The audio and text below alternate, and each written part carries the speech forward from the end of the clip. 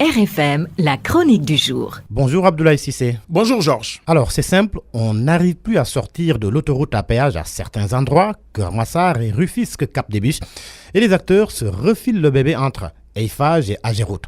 Dans cette chronique, vous évoquez la guerre des sorties. C'est quand même un peu gonflé de la part de Gérard Sénac, patron de Eiffage, de la société d'autoroute à péage, de nous dire que son infrastructure s'arrête une fois que la barrière se lève à la sortie.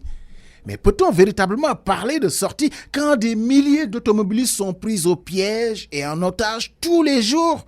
Surtout au niveau des sorties Keur Massar et Rufisque Cap des Biches. Même après avoir payé le passage au prix fort, l'autoroute refuse de libérer les usagers. On met plus de temps pour sortir que le trajet en lui-même. En se défilant et en refilant le bébé à l'Ageroute et donc à l'État, le patron de Eiffage fait preuve d'un égoïsme qui n'a de nom que son portefeuille, les bons points de la concession autoroutière, c'est-à-dire le fric pour lui.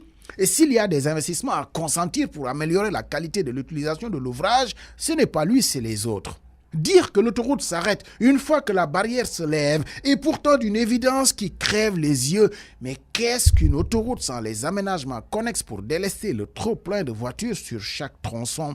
On est là dans un jugement moral simplement, mais dans la réalité, le patron de Eiffage n'a pas tort quand il dit que l'aménagement des routes en ville, des ronds-points qui constituent le véritable goulot d'étranglement pour les milliers d'usagers, n'est pas de son ressort, mais plutôt de l'Ageroute qui l'invite à la discussion pour trouver une solution. De discussion dans le langage du chef d'entreprise, c'est juste de savoir qui va payer la facture. La saturation de l'autoroute à péage pose avec acuité un problème majeur qui est le mal le plus profond de notre société, la planification, ou plutôt l'absence de planification qui frise le manque de vision de nos dirigeants. Comment n'a-t-on pas prévu des aménagements qui vont avec la concession autoroutière pour une utilisation efficiente de l'infrastructure? Quel est l'intérêt d'avoir une autoroute à péage en plus si par ailleurs on perd du temps et de l'argent pour rentrer du travail le soir ou juste vaquer à ses occupations?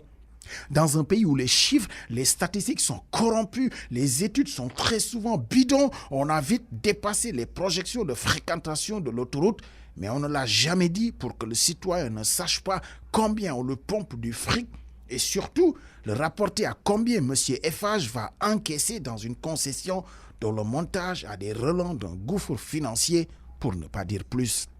En matière d'aménagement et de réalisation d'infrastructures modernes, on n'est vraiment pas encore au point.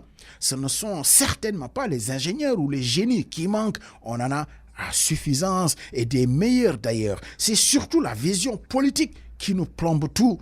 Le donneur d'ordre a une vision de courte durée, souvent électoraliste, pour des ouvrages taf-taf pour gonfler le bilan pour les échéances électorales. On a fait la VDN, voie de dégagement nord, pour se rendre compte, moins de 5 ans après, qu'il faudra presque refaire l'essentiel, c'est-à-dire fermer encore à des endroits essentiels parce que, bien évidemment, il faut des passerelles, des autoponts pour utiliser le nouveau langage. La libération des emprises des projets comme le TER ou même l'autoroute à péage engloutissent des milliards parce que très souvent, ce ne sont pas que des privés qu'il faut faire partir. Parfois, c'est carrément des édifices publics construits avec les deniers publics. On va faire le BRT, c'est bien, mais quand le voile va se lever sur les routes nouvellement inaugurées et dont la construction a pris des années et qu'il va falloir déconstruire pour laisser passer le bus rapide dans sa voie réservée, les populations vont se dire « Mais diable, que ne savait-on pas en faisant ces projets ?» Eiffage, Ageroute, État du Sénégal, tous coupables, une seule victime, les contribuables sénégalais dont pourtant les impôts financent les infrastructures de développement. RFM, la radio de toute l'actualité.